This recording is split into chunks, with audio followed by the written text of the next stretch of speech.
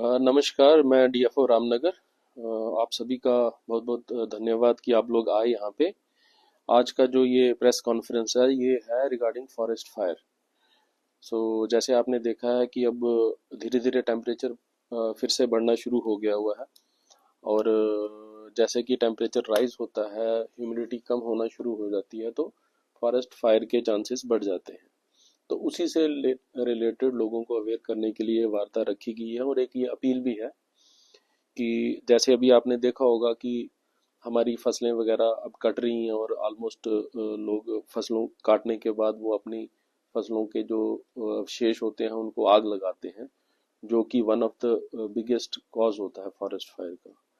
और एक कारण दूसरा भी होता है कि जैसे लापरवाही से कोई सिगरेट पी के या कोई जंगल में जलती हुई कोई लकड़ी छोड़ दे, तो वो एक कारण होता है। तो यानी ये दोनों मिला के सबसे बड़े कारण बनते हैं।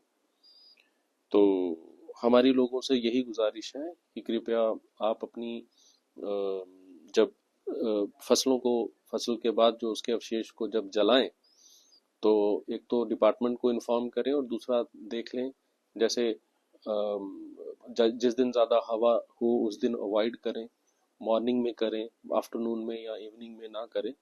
तो ये कुछ ध्यान आपने रखना है। उसके अलावा जहाँ तक हमारी तैयारियों की बात है, तो ऑलरेडी जो हमारे प्रिवेंटिव मेजर्स हैं वो फॉरेस्ट डिपार्टमेंट ऑलरेडी बड़े पैमाने पे कर रहा है, जिसमें कंट्रोल रूम बनाना, 10 से ज़्यादा control room forest department plus हमारे जो अलाइड डिपार्टमेंट्स को मिला के हम लोगों ने बनाए हुए हैं हर एक फॉरेस्ट एरिया में। उसके बाद हमारा फायर लाइन्स होती हैं। फायर लाइन्स क्या होती हैं कि जैसे फायर एक जगह से दूसरी जगह ना जा सके, उसके लिए हमने एक पट्टीनुमा एक एरिया हम क्लियर करते हैं ताकि फायर रुक जाए। वो हमारा काम जोरों शोरों से चल रहा है। कंट्रोल बर्निंग करते हैं कि जैसे कुछ एरियाज में हमारी जो पाइन नीडल्स चलेतर यहाँ पे लोकल भाषा में बोलते हैं, उनको इकट्ठा करके हम उसको बड़े साइंटिफिक तरीके से उनको जलाते हैं, ताकि जब कभी फायर लगे तो फायर उतनी ज़्यादा ना फैले। तो उसके अलावा जो सबसे इम्पोर्टेंट होता है प्रिवेंटिव मेजर में है पब्लिक आउटरीच, लोगों को अवेयर करना। तो हमारे हर एरिया के अंदर हम लोकल से मिलके पीआरआईस जो हमारे हैं, बीडीसी डीडीसी मेंबर जो पुराने हैं, और हमारे लंबरदार चौकीदार, इनको अवेयर कर रहे हैं, लोगों को अवेयर कर रहे हैं, स्टूडेंट्स को अवेयर कर रहे हैं। तो ये हमारे सारे कार्यक्रम चल रहे हैं। बाकी सर आपने देखा होगा, सुना भी होगा कि कुछ लोग अपने छोटे से फायदे के लिए जंगल में आग लगा देते हैं। तो उन लोगों को क्या मैसेज देना चाहेंगे? मैसेज बड़ा सिंपल है, जैसा कि मैंने बता दिया कि जो फायर कभी भी लगती है वो हमेशा लोगों के कारण ही लगती है।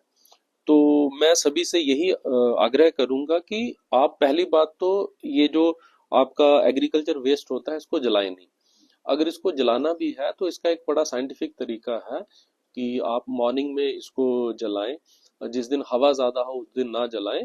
और जब भी जलाएं अपना नंबरदार चौकीदार को इन्फॉर्म करें, ताकि वो लोग हमारे कांटेक्ट में होते हैं कि इन केस जब भी आग जलने के बाद उसको पूरी तरीके से जलाने के बाद उसको पूरा बुझा दें, ताकि ये आग जंगल में ना फैले। रही बात दूसरी जो इसकी लीगल प्रोविजंस हैं कि आपकी अगर आप जंगल में आग लगाते हुए पकड़े जाते हैं, या चाहे उसका कारण नेग्लिजेंस हो या जानबूझ के लगाई हो, तो कानून के अंदर उसके बड़े सख्त प्रावधान हैं, जिसमें 2 साल की सजा और 25,000 रुपए तक का जुर्माना भी है, या दोनों भी हो सकती हैं। तो कृपया उस चीज का भी ध्यान दें।